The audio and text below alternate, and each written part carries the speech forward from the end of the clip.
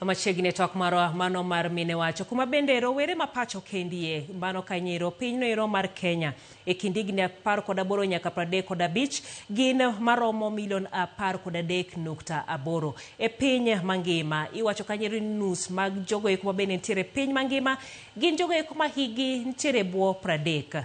King'iyo sekta no ero mano mar tije kata thuolo mar tije wachore kanyiro ka chopiga nero 250. Mano kanyiro matine atamalo 90 kata mang'eny mochopo atamalo 90 mag rowere mahigi nie buo 25 biro bedo kamanyo tije. Pacho kendie wachno ero mar yudo tije osebedo wich bar mathotha ne serikande duto te mabende osedonjo kende en wach maduong' mabende thoth rowere pod yuago nyaka gisani. To gisani twak osechako king'iyane dongruok mar piny Kenya. Dongruok no ok nyal weyo kwani mano maromo rowere milion 13.8 chien kata weyo gi oko. Pachgi en nang'o ewi dongruok mabende dhi nyime kata chakore pacho kendie. Wantiere koda Lydia Adhiambo ka entiere kaunti ni Roma Mombasa. Abende wanono godo matut don rowere e wechego mag dongruok. Ero kamano inya Lydia matudi kodwa Odhiambo makawuono ni ndi nyalo mana medo ulori mondo inyisa joneno wani to in ng'awa titimang'o. Oimre ahinya Jael, nyinga en Lydia Adhiambo mana kakiwacho to awok Mombasa or rather dak Mombasa to en such an honor bet kai kawuono ka Rowere ka as a young woman weche madhi mbele country wakae nikech it is important for joma young sitting in these positions and giving out our voice. So aparo kwa chaka from what the conversation as young people, it has been clear, Chakro 2024 to Sani, that is when most of us know Chako involve ourselves in the political space. So what when manachiel gimo wadwaro as young people, wadwaro dignity, wadwaro beti country ma kila ngato respect kila ngato is being treated with dignity and justice. Wadwaro beti country ma as a young person okawuoth ka I'm looking on my shoulders ngamadingi ya adwa beti country as a young person ma anyalo wacho o manyalo positively criticize the government to receive the criticism and correct. Yes. E wechego eko mabende mana kaka iwacho ni kochakre higa 2024 duondu ahinya mago mag Genzi nowuok ahinya kochak koda ng'anyo nero mano mar finance bill. To king'iyo kaka koro rowere mondo koro onyuak duondgi nuchako kanyor gi wechego eko mag ng'anyo. Mano e kaka ibiro dhi nyime, mane kaka udwaro mondo duondu owinj koso mane mowacho ni mane dhok ma sirikal winjo. Kaka entie sani waseneno ni sirikandwa ni nitie language magi understand to oken hero wani seche duto wadhi streets o wawuok kanyo demonstrating, but waseneno ni mane language magi understand to gidwaro ni wa push harder and do certain things for them to listen to us. Emomiyo wawuok woko to bende woko marwa ineno ka nitie jowete wa ma get violated in the process, lakini kama mane kako wadwa endelea nikech mane language mwaneno nigi winjo to if it needs for us to go out to agitate to ask for what we want and that is the only way mone work out, then as young people was demonstrate since 2024 nyakanene the movement began. Negi wacho ni wagoya koko, negi wacho ni it's just a wave to wave no biro kalo, lakini wave ni oknyal kalo ka gik ma wayo serikal mondo bed ka tekeleza for the common mwananchi, not only the youths but every citizen ok timre. Koro yes, mano yom waneno ka young people mwadhi kao nikech yore moko ka constitution marwa wacho one to government watimo two, then which other way monego watigo mondo giwinj to gitim gik mwadwaro ka yowere ma Kenya. Achiel kuom yaku Lydia kata yuak marowere enonge no ero matije mabende ahinya okwako piny Kenya kendie. Waseneno sirikande katemo yore mopogore to ahinya ko wuoye sirikal masani giwacho ni gichiwo affordable housing mabende chiwo thuolo mag tije ne rowere. Waseneno kanyero konde mopogore ka bende iluongo rowere ne tije mabende itime pinje maoko mabende samoro biro maber, samoro bende waneno ka rowere gi dhi sandore e pinjego eko. Wach thuolo mag tije ma sirikal oseketo en gi moromo ang'o monjo bed ni gitimo mondo ober sekta no ero mondo thoth rowere oyud tich. erokamano Jael. Kuwa wacho weche mag affordable housing from the examples michiwo nitie yowere a country ni mano dhi school, mano dhi university, mano somo more than 4-5 years 6 years in university. Kiwacho ni do expect awogi school gi degree to iwacho affordable housing and what mjengo, and there is not any offense to the engineering class jomotimo engineering, lakini kiwacho ni ikelo affordable housing to might teach me where you think that kila rawere onego dhi site mondo titijno. As young people wacho ni okwane kama no yo, okwane kama go tije mwakwayo. It is important, and katije ko nitie joma gi benefit, it is totally important, but giving example mar affordable housing as a way of improving the economy for the young people, and gimwane no ka it is kind of disrespectful to the young people, especially the young people who took their time, went to school, have different, careers. To iwacho nigini iniseya onigi quote unquote mjengo mondigiti mjengo. But also apart from that, kata within our circles, tije mag affordable housing gi, ama tije mag mjengo gi, bende iyo mag imiyogo vijana within the community. Nikech some of us work within the community. We work closely with the youths in community magwa. Yore mabende tije gimiyo ji en yo mar ubaguzi, en yo mar who do you know? How do you talk about the government? If you speak against the government, to bende tije okimi, nikech probably the chief, mzee wa mtaa, joma imiyo job mar recruiting Rowere from the community. There is a way that you speak against the government do kibi yugo tijegi. And tijini bende teach it is duni, it is disrespectful nikech kata pesa mi yudo kanyo as a youth. The economy is very tight right now for everyone. Teach mimi is pesa mimi is sorry aside kanyo bende okrom. Secondly, watch mara affordable, not really affordable housing tijema what they work on.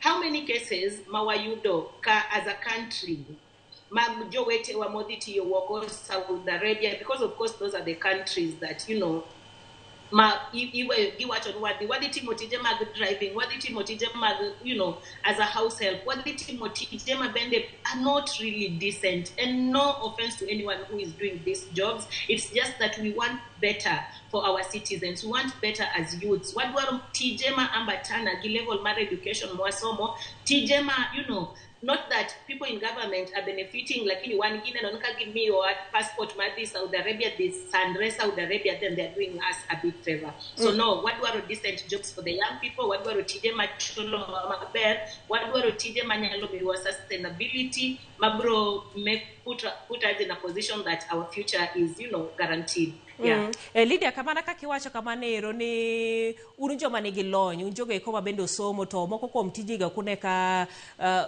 odonjore koda sombu. Gino madung mabende sirikal wacho kata jolony wacho ni thuolo mag tije mindiko ok ng'eny kuom ranyisi. Emomiyo sirikal nokelo wachno ero mar digital kata ajira, weche goeko mag timo tije goeko mabende nitiere kata yudore mbui kata loso thuolo mag tije mondo rowere owuon gibed jogoeko mabende ondikore, joma timo tije gi mokrito mondo kambi moro bi mondo ondikgi. Mai paro ni osechopo no maber, to be ochopo ne thoth rowere koso mana gin mana rowere moko matin? Mokwongo gichopo ni rowere matin, but joma bende gichopo ni, we all know about weche mag licensing job opportunities. We want employment, we want to be self-employed. So generation maroke and generation man lazy, and generation madwaro progress, and generation madwaro growth. So wasedi to an extent of even venturing into this, some of the things that they propose. Lakini license midwaro mondi chak sani kata itimo digital no idhiya o cyber rent michulo go cyber no gi pesa miingiza in a day. The margin is very it is a big difference. Ibet kanyo maybe a month, but you'll find yourself ni idok kendo yo fuko ni igolo pesa mapesa already yonge go nikecho fuko ni empty to hakikisha ni business ni run. So before they start talking about self-employment for the young people, before they start telling us that they're creating opportunities for us, opportunities mabende create that are out of reach, that are for a certain class that has already built themselves. What do we want to get from licensing, get from rent, get from the root cause of why even running a business in this country is impossible for the young people. Yes. For all opportunity, digital, no, it is there. And yes, everyone is going digital. But also, rules Magi Kelomon, Kata Itim content creation, for example, we've all seen the tax and all that. So, equal opportunities, Maggie, they keep telling us that the opportunities, but these opportunities are just, there for a certain class, not for the young person who left university yesterday and is starting from grass. Yes. Lydia, TWAK moro koro osechaki mabende no yango odiochieng' manyoro mar ng'iyo Kenya Beyond Vision 2030. Dongruok mar piny Kenya kaka koro wasudo mbele, wechego eko mag uchumi, wechego eko mopogore opogore mabende idwaro mondo med bero godo piny Kenya. Mae wang'o wach ni en thuolo mondo rowere obede mesa. Nikech owach ni the lost committees counties duto te bende gidhi timo public participation mabende gikaw godo pach jopiny. Ere kaka un kaka rowere, ere kaka ung'iyo mondo ubede mesa, ubede twak makamendie, ubed jogo eko mabende ikaw pachgi dongruok mar piny Kenya higni mabiro? Yes, and important for us to dream, for us to have long-term, visions. Lakini kama wantiere sani, I'm sorry if I'm missing your name, Jael. Kama wantiere sani, I don't think kawanye position mar thinking about vision 2060 and all that. I don't think kawan given resources mar creating other committees to be able to do these things for us. Kama wantiere sani wani country mar safety and security mar women. Kata from the news, I watch news sani. Nitienya kono mano moge get violated, the border guy. Nyithindo I country ni lal pile, nyithindo I country ni kwanyo pile koneg in ways that you can't even describe, In this same country, a young person is not given an opportunity. Maru wacho gimo paro gingiso government. You know what? We gave you 10 million. 10 million ni wacho ni for either ya go cyber. We wati gigi marani screen sani. Like ni dikelo computers apart. To ni ikelo computers are real. Computers are born ni kanye. To pesa manodong ka pesa nodong noter kanye. You will, get abducted. You will get violated. Police brutality. Korana paparoni sanyone go step by step. We cannot speak about the future when right now, safety and security Maroc can start. And right now, as a young person, I am worried about my next meal. It is important for the long term, but we need to start thinking. Saizi bado Vision 2030. I'm more achieved from Vision 2030. From all the mini plans that you made for Vision 2030, what have we gotten from it? First of all, before we even think about Vision 2060, Mano stand, Nagi stand, I'm not speaking for all the youths, but I know most of the youth, this is what we think. We think that talking about Vision 2060 right now is something that needs to be scrapped first. Let's think on how we are going to even, be stable today before we think about tomorrow. Bedo stable kawuono nyiso nango, Lydia. Bedo stable kawuono nyiso nango nikech mana kaki wuoyo intere gi ng'ur mathoth ne sirikal.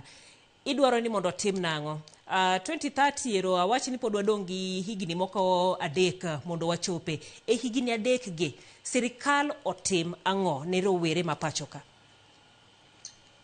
Higni adek modong gi Waduaro as young people mondwane a country where a young person's job is guaranteed.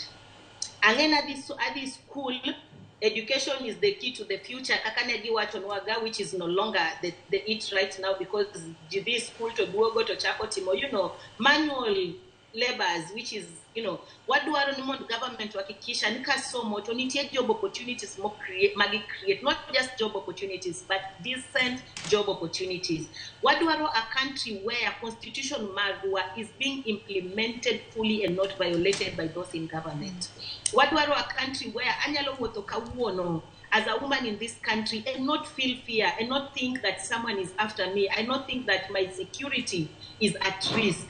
Aduaro, we want a country where a young person can start up a family and know that I'm starting a family in a country that I will be able to raise my family, to give them, a decent life. What do our country, government knows that they can be called out by the citizens because constitution me or power doing so and not feel like our life is in danger. It is just basic dignity. There is nothing much that the young people are asking for. As it is right now, Jael, we are just there. We want a country where we know that our dignity is the first priority. It's as simple as that. Yes. Erokamano ahinya Lydia. Achiel kuom yorego eko ma bende iwacho ni mondo okel godo lokruok en kokalo wechego eko mag siasa, wechego eko mag telo. Wadhi yiero higa manyien. Rowere oikore mana kaka nowacho ni ma bende piny ngima noneno nobak ka nyiero ng'anyo ero ma Gen Z ma bende nokelo lokruok ma ka gi ka. Manyiso ni rowere nitiere gi duol, gintiere koda teko mar kelo lokruogni. Gisani seyo biro ni rowere emisoyo wachni endi mar gunism. Waseneno ka njore makagi ka timore tiwacho ni josiasa chulo rowere mondo onya tulo machalo koda magieki. Wadhi e yiero, wenge ng'iyo jotelo, wenge ng'iyo rowere. Uikoru nade mondo oti kodu maber kata uti maber e yiero jotelo makare kata ubende mondo ubed jotelo makiny? Yes. Kaka waikore as young people or from the community I come from is that we are constantly organizing. We are constantly organizing and ensuring that come 2027, we make right decisions. Wangiso yowere wete wama are being used by the politicians in terms of Bunism. And you cannot entirely blame them 100%. It is a gradual conversation. It's a conversation that we need to take step by step. It's because of the economic, barriers. That is the reason why as a young person, a politician obiro gel fachiel, tinononel fachiel no pesa mang'eny ahinya, ma put it in a position to go and violate another young person. Lakini my conversation mwatero most and conversation ma constantly continuing to organize.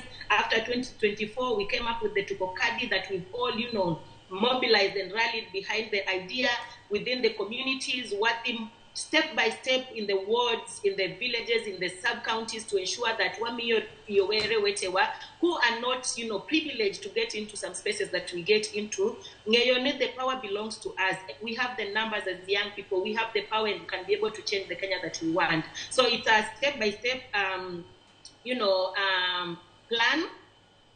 We are organizing right now. It might not be out there. It might not be seen kila mahali because, again, politicians get the larger platform compared to what we get. Lakini waendelea hakikisha ni rally as much youth, as many youths as possible in ensuring ni kocho for 2027. And even now, we are not only doing civic education, but also political education. And yes, you will be called by these people.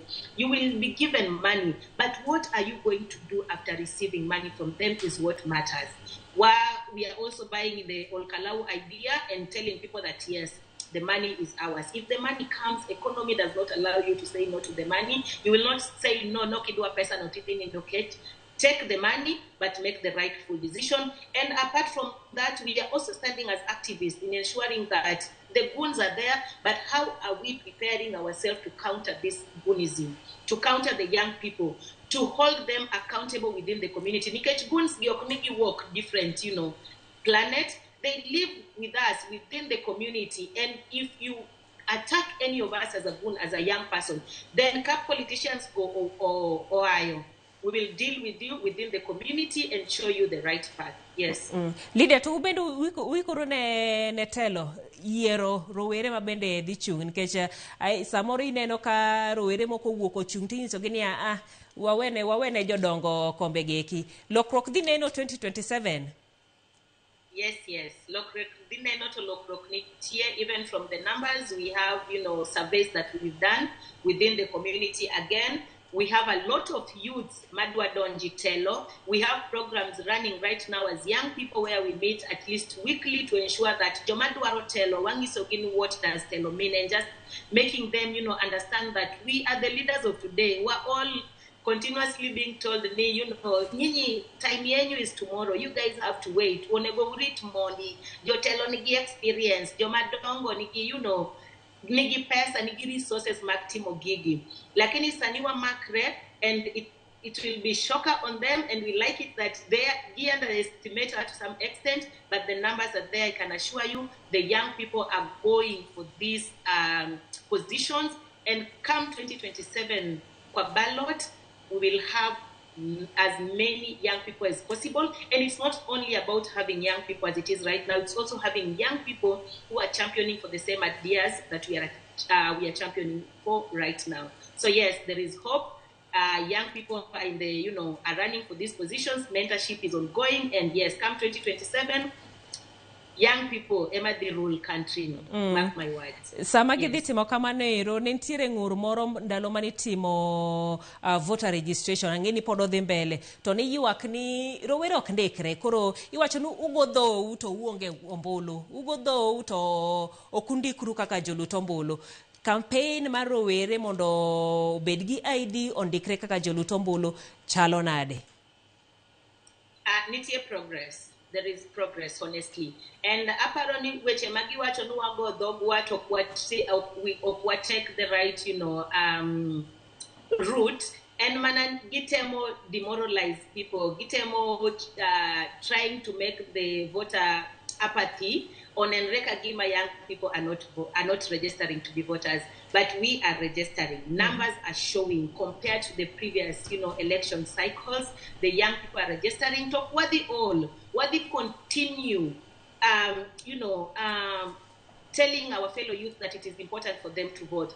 Kata Mombasa Saniwa Chako, such a trend that Okwabro engage as a young person if you do not have a voter's, card, because that's a basic need right now for us. We are not just going to speak the same way they say when we go for internet, Dongruok, lakini Dongruok, tuko kadi campaign at Demba noche ko tuko kadi campaign as a young person. To politicians mount on Dongruok, are trying to run away with the hashtag. So, we have brains, let them continue underestimating us, like you wanted just come, let's just say even December this year, the number is going to be, shooting in a way that they won't imagine. Yes. Koro waket wang waka wabobedo ka wang'iyo kaka IBC medo ndiko ji to boneno ka kwan rowere go eko omedore. Yes.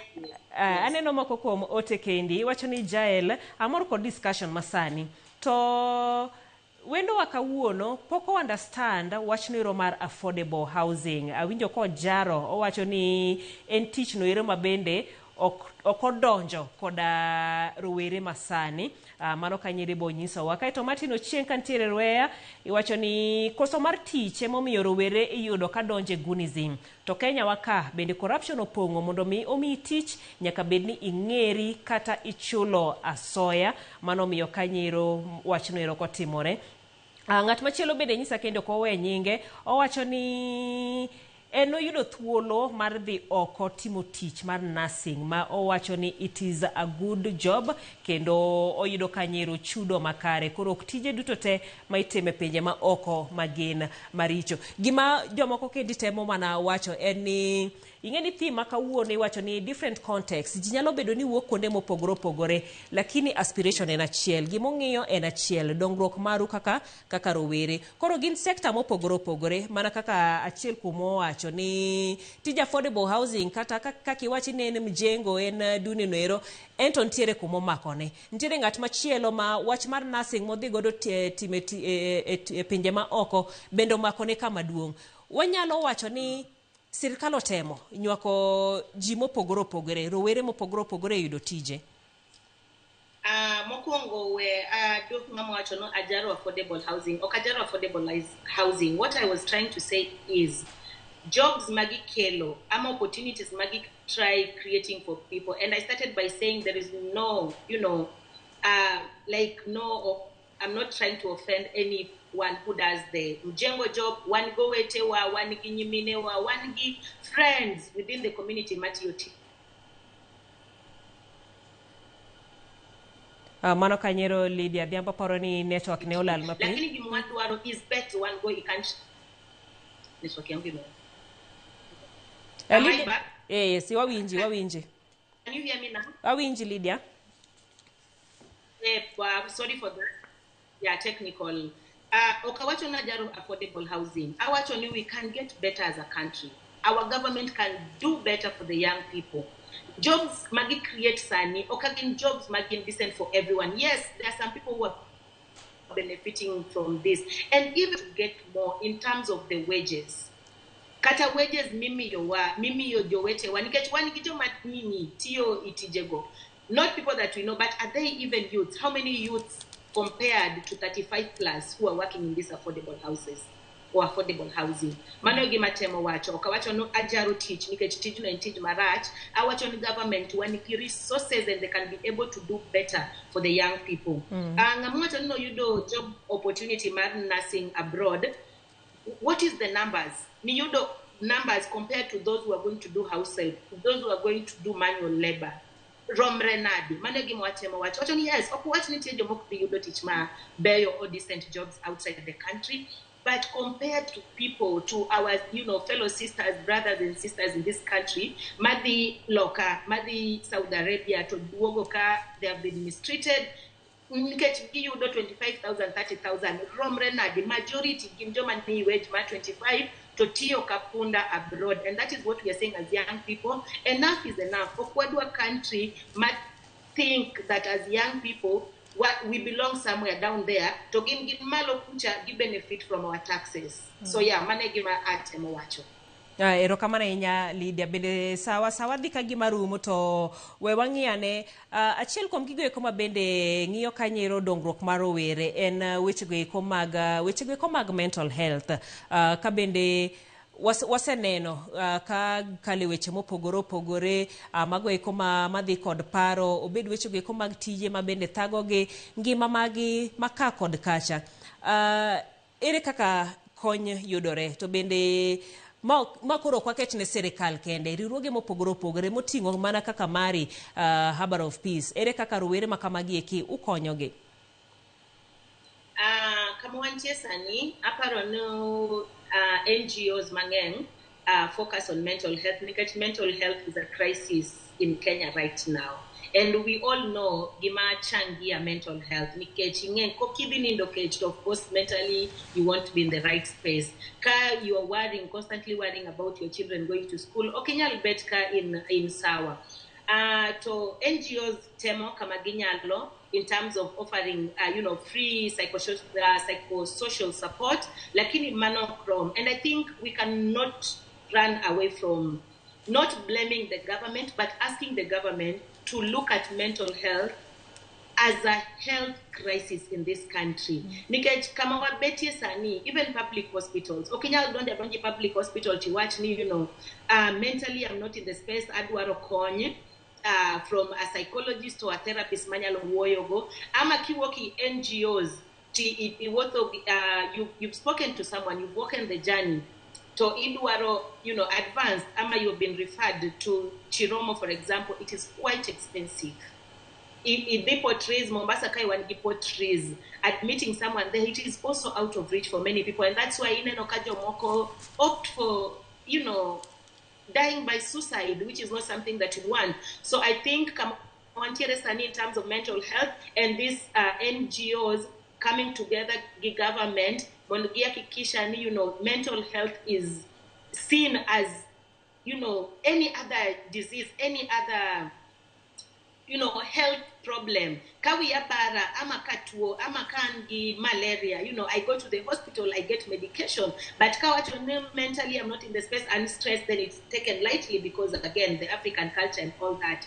Lakini, NGOs are trying their level best. Hub of Healing Hearts, Watimo referral, Mioji free psychosocial support, the journey with our fellow young persons to just ensure that you are not walking the healing journey alone. You are not alone in the stress. At least we can be able to hold you. But we also think the government can do better, and the government can be able to even support these CBOs and NGOs that are already doing the work to be able to do better.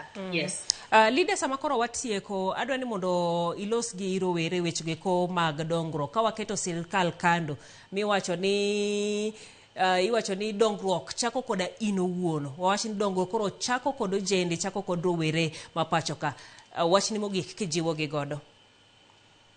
Wachna mogik kuom Rowere wetena is that okwanyali endelea complaining to take any action. Kama wachopo sani, kama country wantie sani, as a young person, kapodi nyalo beti position, mi wacho, politics is not my thing. Ama, politics and, a topic moka do associate myself with.